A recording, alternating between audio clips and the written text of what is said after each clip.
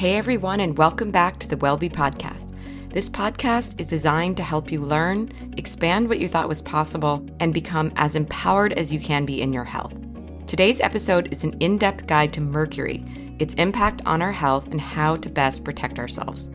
Real quick before we jump in, it's October, which is Breast Cancer Awareness Month, and we now know a tremendous amount about what it takes to prevent breast cancer.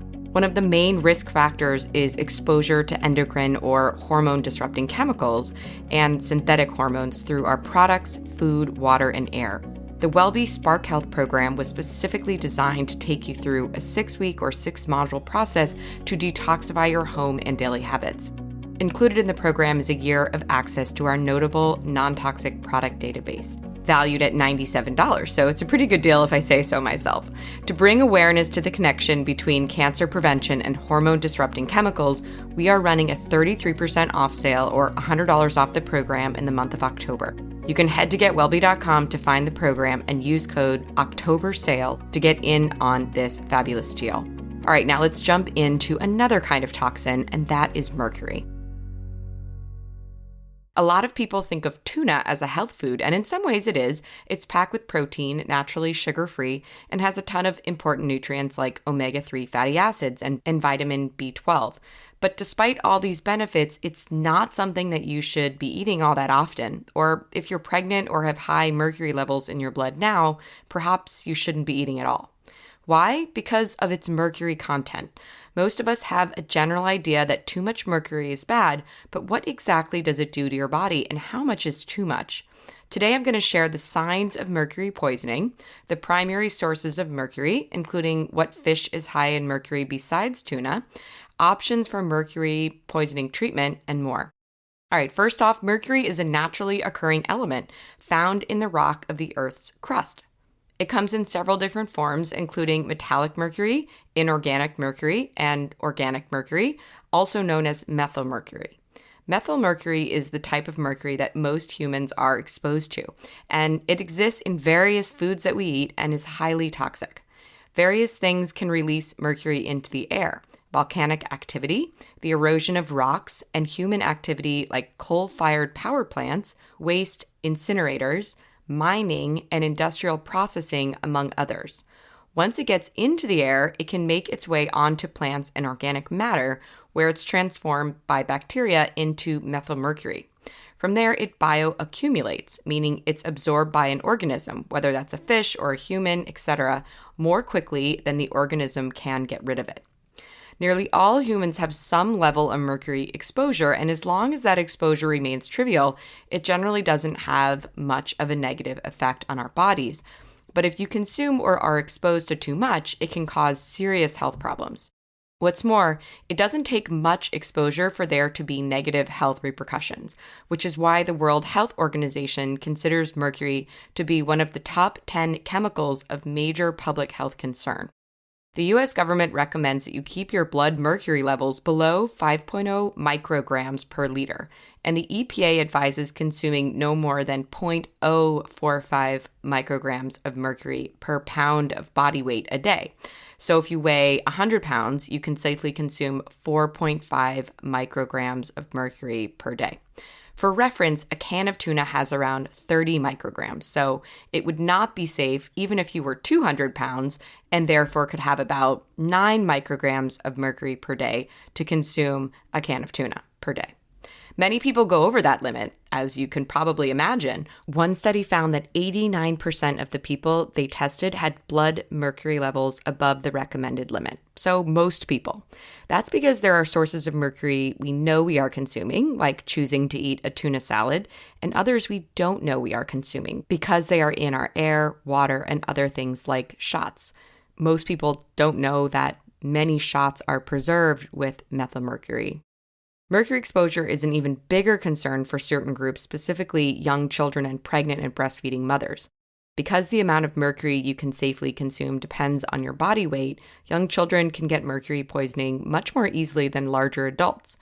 Mercury has also been shown to pass from a pregnant mother to her fetus and from a nursing mother to her baby through breast milk, threatening development in both cases. The symptoms and signs of mercury poisoning are quite varied, as it can have toxic effects on the nervous, digestive, and immune systems, as well as lungs, kidneys, skin, and eyes. Some signs of mercury poisoning include impaired cognitive function, such as poor memory and difficulty paying attention, impaired motor function, such as clumsiness or loss of fine motor skills or dexterity, memory loss, insomnia, fatigue, muscle weakness, dizziness, headaches, kidney dysfunction, tremors, anxiety and depression, behavioral changes like irritability or excitability, numbness or tingling, and others. Beyond the troubling signs of mercury poisoning, there are also concerns about the way in which mercury consumption may increase your risk of certain conditions. Some research suggests that high mercury levels are associated with an increased risk of neurological diseases like Alzheimer's and Parkinson's. There's also significant research linking high mercury levels to cardiovascular problems such as high blood pressure, high cholesterol, and heart attacks.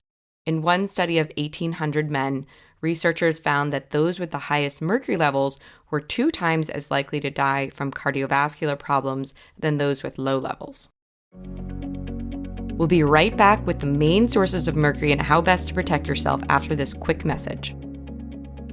I don't know about you, but I never listen to the end of a podcast, so I'm hopping in here to let you know that the best way to stay empowered and on top of your health is to be in the WellBe community. So head to getwellbe.com/subscribe to make sure you're in like Flynn. On getwellbe.com, you'll learn about our online programs to help you go deeper and make life-altering changes to your health, and our awesome non-toxic product database. If you're more of a social media person, let's be friends on Instagram. You can find me at getwellbe. Okay, now back to the main sources of mercury. When you think of sources of mercury, you probably think of tuna, and rightly so. Nearly all methylmercury exposure is due to consuming fish and shellfish that contain high levels of methylmercury. This is because when mercury is released into the environment, much of it makes its way into seawater, where it's then absorbed by plants like algae.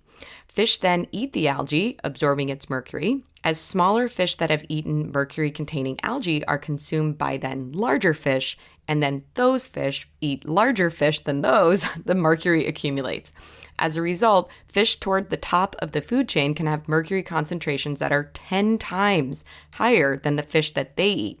Because of this, large fish with longer lifespans, like swordfish, shark, marlin, king mackerel, and yes, several kinds of tuna, including albacore, big eye, and yellowfin, which are all larger tunas, are the primary sources of mercury for humans. But you don't need to swear off seafood. In fact, if you eat seafood, experts advise that you keep it in your diet because of all the important nutrients that fish and shellfish provide, such as omega-3s. If you listen to our episode from a few weeks ago on the important elements of omega-3 fatty acids, we talk about this, as well as protein and minerals and more. Rather, you just need to be cognizant of the mercury levels of different seafood and make your choices accordingly. Low mercury seafood choices include anchovies, sardines, salmon, crab, shrimp, oysters, trout, sole, scallops, flounder, catfish, and haddock, among others.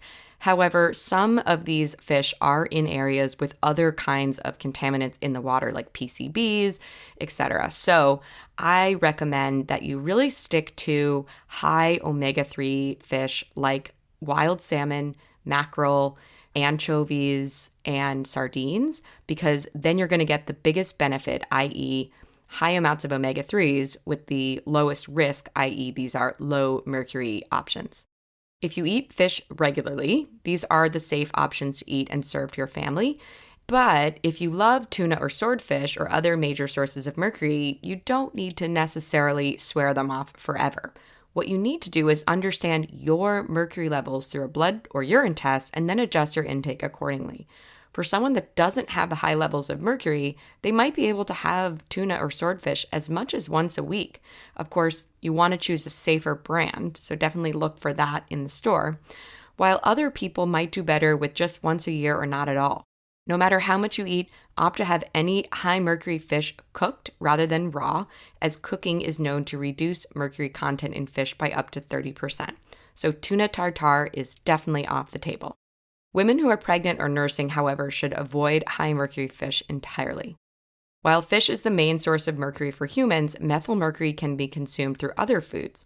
One study showed that among people who don't eat seafood, those that consumed wine, rice, vegetable oil, liquor, beans, nuts, or soy all had higher blood mercury levels than those who didn't consume much or any of those foods. This is because the mercury in the air ends up in vineyards for wine, in rice paddies, and in soy and other types of cropland. There are also non-food sources of mercury, though these are much less common and not generally a concern for the average person. For instance, metallic mercury exists in some thermometers, in CFL light bulbs, in some dental fillings, and certain types of jewelry. However, for a person to be exposed to the mercury in all of these cases, the mercury would need to be released by some kind of breakage, i.e. a thermometer breaks in someone's mouth or a light bulb shatters. For dental fillings, mercury from the filling evaporates and is then inhaled and absorbed into the bloodstream. So dental fillings are a big problem for that reason. People may also be exposed to mercury through their occupation. Mercury exposure is a particular concern for mine workers and those who work in some chemical manufacturing plants and facilities that either manufacture mercury-containing products or use instruments that contain mercury. Mercury poisoning can be diagnosed with a blood or urine test, as I mentioned, that measures mercury levels in your body, along with a patient's symptom profile and information about their diet and lifestyle. A lot of times people have levels of mercury that are too high but are not quite mercury poisoning, so they may not have symptoms yet. That's why I think it's important to ask for a mercury test on routine blood and urine tests. Once mercury poisoning is diagnosed, there's not a simple treatment. The most important thing to do is simply remove all the sources of mercury in your life. If you eat a lot of high mercury fish, you need to stop completely. If you work in an environment where you're inhaling mercury, you need to find a different job or a different job duty. If you cut out your sources of mercury, then your body can begin to eliminate mercury from the body faster than you can accumulate it, allowing your mercury levels to drop. Depending on your body's ability to detoxify, perhaps you have a genetic mutation or several on your detoxification pathways in your body, or if your mercury levels are extremely high, your doctor will need to do chelation therapy. Chelation agents are substances that can bond to or bind to metals in your body, which then allows them to exit your body through your urine. If your mercury poisoning treatment involves chelation therapy, you can get the chelation drugs into your body either via an IV or in pill form. To completely remove the metals from your body, you may need to take chelation drugs or use toxin binders for several weeks or months. All right, so now that you know all that, I hope you'll ask for a mercury test at your next blood or urine test, or if you really feel like it's more of a pressing issue, you make an appointment to get a blood or urine test to see if you might have high levels of mercury. And remember, it's not just mercury poisoning, it's any levels over the recommended limits by the EPA and the FDA.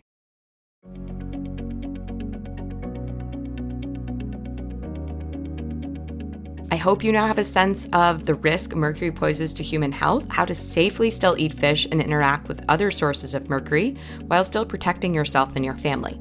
To read the written version of this guide with plenty of the research links, head to getwellbe.com or check out the link in the show notes.